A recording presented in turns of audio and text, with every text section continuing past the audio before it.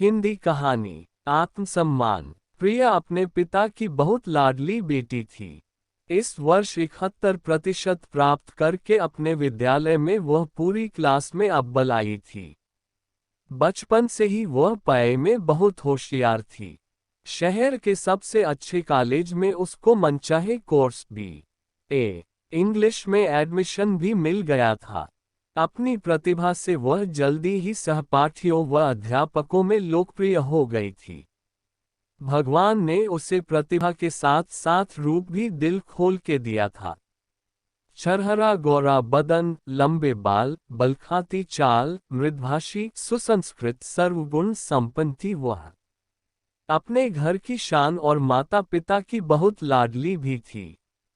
नेहा के पति सत्येंद्र व्यस्तता के कारण नेहा के साथ नहीं आ पाए थे, इसलिए उन्होंने दिव्यांश के साथ नेहा को भेज दिया था।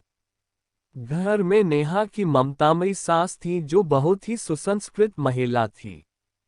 वे नेहा का बहुत ध्यान रखती थी।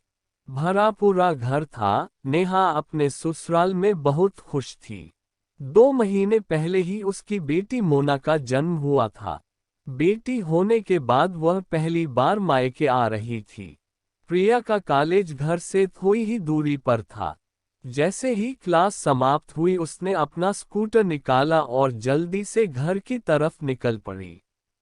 घर पहुंचते ही उसने अपना स्कूटर बाहर खड़ा किया और सबको चौंकाने की मंशा से दबे पांव कमरे में घुसकर जोर से कहा, हैंड्स अप, पर अगले ही पल वह बुरी तरह से झेप गई। सामने एक स्मार्ट सा नवयुवक खड़ा था जो हैरान होकर उसी की तरफ देख रहा था। वह भी अपलक उसकी तरफ देखती ही रह गई थी। इससे पहले उसने उसे कभी नहीं देखा था। वह जो भी था उसमें कुछ तो था जो वह उसे देखते ही रह गई थी। इसी तरह कुछ पल बीत गए, तभी माँ की आवाज से वह सचेत हुई। अरे प्रिया, तू आज इतनी जल्दी कैसे आ गई? इनसे मिलो, ये दिव्यांश है। नेहा इनके साथ ही आई है। तेरे जीजाजी को अचानक कुछ काम आ गया था। ये भी दिल्ली आ रहे थे तो उन्होंने नेहा को इनके साथ भेज दिया। इनके परिवार से उनका वर्षों से मेलजोल है। प्रिया ने हाथ जोड़कर नमस्ते कहा तो दिव्यांश ने भी मुस्कुराकर दोनों हाथ जोड़ दिए और माँ ने आगे कहना शुरू किया। इनका दाखिला दिल्ली में ही हुआ है। अब यही कॉलेज में MBA में एडमिशन लिया है। प्रिया ने झट से नमस्ते कहा और नेहा से मिल लो कहकर अंदर भाग गई। मोना को गोदी में उठाकर उसके साथ खेलने लगी। मोना बहुत ही प्यारी गुड़िया सी थी। वह बार बार उसे उठाती, गले लगाती, कभी उसके छोटे छोटे हाथों को सहलाती। बीच बीच में नेहा से भी बात करती जाती। वह बहुत ही खुश थी। माँ ने तब तक हाल में नाश्ता लगा दिया था और आवाज लगाकर नेहा और उसे आने के लिए कह रही थी। सब ने बैठकर एक साथ नाश्ता किया। इस दौरान दिव्यांश बार बार उसी की तरफ देखे जा रहा था और नजर मिलते ही दूसरी तरफ देखने लगता। प्रिया भी उसकी ओर देखती तो हर बार उसे अपनी ओर ही देखता पाती।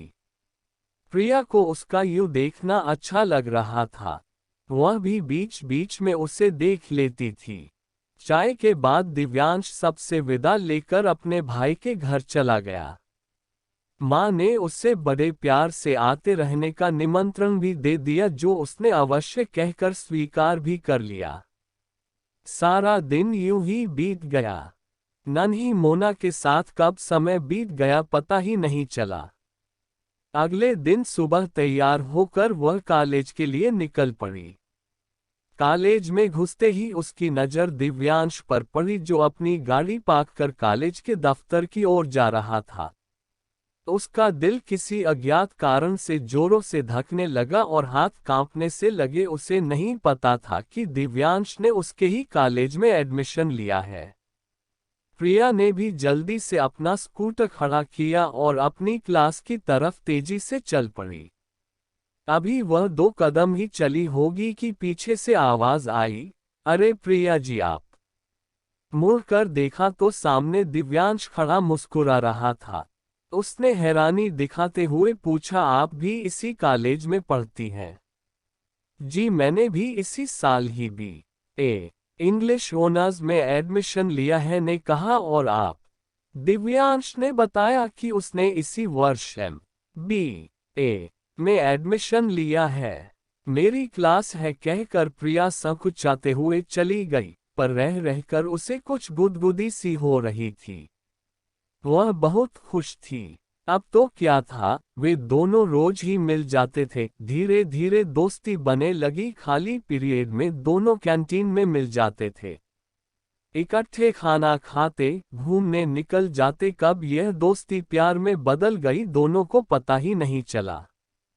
समय तेजी से बढ़ता गया। इस बीच दिव्यांश प्रिया के घर भी आता जाता रहता था। रविवार को वह कभी कभी खाना भी उनके घर में ही खाता था। प्रिया की माँ को वह अब माँ ही बुलाने लगा था। समय बीतता गया।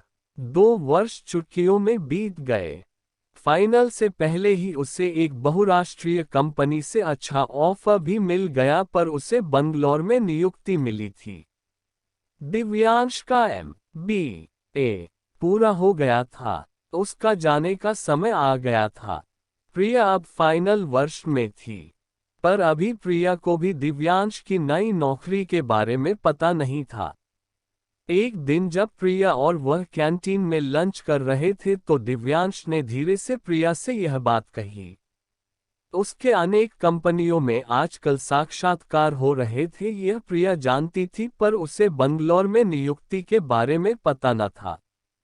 वह हतप्रभ सी रह गई और दिव्यांश की ओर भरी आंखों से देखने लगी। दिव्यांश ने उसकी ओर देखते हुए बड़े प्यार से उसका हाथ अपने हाथ में लेते हुए कहा, चिंता की कोई बात नहीं, मैं माँ से जल्द ही बात करूंगा, अगले सप्ताह मैं घर जा रहा हूँ। दिव्यांश के पिता किशोरीलाल जी कानपुर के मशहूर रईस थे। उनका बिरादरी में बड़ा ऊंचा नाम था। इस बात का उन्हें बहुत अभिमान भी था। उनका बड़ा बेटा दिल्ली में ही रहता था और वहीं पर पारिवारिक व्यवसाय को संभालता था। उसका विवाह पिछले वर्ष ही उन्होंने एक उद्यमी परिवार की बेटी के साथ बड़ी धूमधाम से किया था। वे दिव्यांश की शादी किसी धनी व्यवसाय परिवार में करने के इच्छुक थे। यह बात दिव्यांश को भी पता थी। दिव्यांश का परिवार कानपुर के प्रतिष्ठित परिवारों से था। उनकी अनेक मिलें इत्यादि थी। दिव्यांश अपने माता पिता की लाडली संतान था। शहर के बीचों बीच उनका आलीशान बंगला था। सत्येंद्र जी के परिवार के साथ उनके अच्छे संबंध थे। दिव्यांश बहुत परेशान सा रहने लगा था, पर उसने यह बात प्रिया से नहीं कही थी। माँ बाप के कहने पर वह लड़कियां देखने भी चला जाता था, पर उसके मन में तो प्रिया ही समाई थी। आखिर एक दिन उसने अपनी माँ से प्रिया के बारे में बात करने का निर्णय किया। माँ ने सारी बात सुनकर कहा, ठीक है, मैं तुम्हारे पापा से बात करके देखती हूँ। माँ ने पिताजी को जब प्रिया और दिव्यांश के बारे में बताया तो वे बोले, ठीक है, एक बार लड़की वालों से भी बात कर लेते हैं, उन्हें बुलवा लो, एक बार मिल लेते हैं, बेटे की भी बात रह जाएगी। प्रिया के पिताजी रमाकांत जी सरकारी नौकरी में उच्च पद पर आसीन थे। वे अपनी ईमानदारी के लिए पूरे विभाग में मशहूर थे। अपना खुद का घर था जो हाउसिंग लोन लेकर 5 साल पहले ही बनवाया था। 2 बेटियां थी, नेहा और प्रिया, और एक छोटा बेटा था, नेहुल, जो अभी 10वीं कक्षा में पढ़ता था। 2 वर्ष पहले ही उन्होंने अपनी बड़ी बेटी की शादी सत्येंद्र जी से की थी। सत्येंद्र जी का परिवार उनका परिचित था। उन्होंने मांग कर नेहा का रिश्ता लिया था। उनकी कोई मांग नहीं थी। शादी के बाद भी नेहा को बड़े अच्छे से रखा था और दोनों परिवारों में मधुर संबंध थे। दूसरी बेटी के लिए भी दिव्यांश के परिवार की ओर से बुलावा आया तो उनका खुश होना स्वाभाविक ही था। वे बहुत ही सरल हृदय और स्पष्टवादी व्यक्ति थे। जब प्रिया के लिए अच्छे संबंध का आभास हुआ तो पूरे परिवार में खुशी की लहर सी दौड़ गई। नेहा और सतेंद्र जी ने दिव्यांश के घर वालों से मिलकर मुलाकात प्रबंध का कर लिया। तय कार्यक्रम के अनुसार अगले ही रविवार को कानपुर में ही एक स्थानीय होटल में मुलाकात का प्रबंध कर लिया गया था। प्रिया ने दिव्यांश के पसंद के रंग का सुंदर सूट पहन रखा था। उसे देखते ही दिव्यांश का चेहरा खिल उठा। प्रिया ने हाथ जोड़कर दिव्यांश के माता पिता का बड़े आदर से अभिवादन किया। उसके पिताजी व माताजी भी दिव्यांश के माता पिता से बड़े स्नेह से मिले। प्रारंभिक औपचारिकता के बाद सभी बैठकर बातचीत करने लगे। प्रिया बहुत खुश थी, उसका चेहरा खुशी से दमक रहा था। प्रिया वह शर्मा भी रही थी और नजरें झुका कर बैठी थी। दिव्यांश की माँ उससे जो भी पूछती वह धीरे से बड़े प्यार से जवाब दे रही थी। चाय नाश्ते के बाद दिव्यांश के पिताजी प्रिया के पिताजी के साथ लॉन की तरफ निकल गए। दिव्यांश की माँ प्रिया से बातें करने लगी। दिव्यांश मुस्कुराता हुआ उन्हें देख रहा था। थोड़ी देर बाद उसके पिताजी वापस लौट आए। उनका चेहरा तमतमाया सा था। आते ही बोले, चलो देर हो रही है, मुझे कुछ काम है। सब हैरान होकर एक दूसरे का मुंह देखने लगे, पर वे रुके नहीं और आगे बढ़ गए। अब तक प्रिया के पिताजी भी आकर पीछे खड़े हो गए थे। वे बहुत परेशान दिख रहे थे। दिव्यांश और उसकी माँ उठे और औपचारिक सी नमस्ते कहकर पिताजी के पीछे पीछे चल दिए। दिव्यांश ने लाचार सी निगाहों से प्रिया की ओर देखा और मुड़कर अपने पिताजी के पीछे चला गया। प्रिया के पिताजी कुर्सी पर हताश से बैठ गए। उन्हें बहुत पसीना आ रहा था। नेहा ने टेबल से पानी का गिलास उनकी ओर बढ़ा दिया। 2 घूंट पानी पीकर वे थोड़ा सा सामान्य हुए तो उन्होंने बताया कि दिव्यांश के पिताजी ने उनसे पूछा कि उनका शादी का कितना बजट है। इस पर वे बोले, हम तो नौकरी पेशे वाले लोग हैं, बच्चे पढ़ा दिए हैं, यही हमारी पूंजी है। आपको हम अपनी जान का टुकड़ा सौंप रहे हैं और हमारी सामर्थ्य अनुसार आपकी अच्छे से खातिरदारी सत्कार करेंगे। इस पर दिव्यांश के पिताजी बोले, ठीक है, हमारे करीब 50-60 रिश्तेदार बाहर से आएंगे, उनके लिए आप 5 सितारा होटल में रहने का इंतजाम करवा दीजिएगा। आखिर हमारी भी तो इज्जत का सवाल है। यह सुनकर प्रिया के पिताजी उनका मुख देखते रह गए और बोले, किशोरीलाल जी, मैं तो इतना खर्च उठाने की सामर्थ्य नहीं रखता।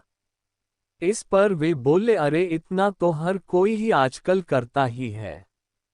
बिरादरी में नाक भी तो बचानी है हमें, हम आपसे कोई दहेज तो मांग ही नहीं रहे, इतना तो आपको करना ही पड़ेगा। यह सुनकर प्रिया के पापा ने कहा, कृपया आप हमें माफ कर दें, यह तो शायद हम नहीं कर पाएंगे। शादी एक पावन संबंध है, इसे पैसों में तौलना हमें पसंद नहीं। मेरी बेटी है, मुझे जान से भी ज्यादा प्यारी है।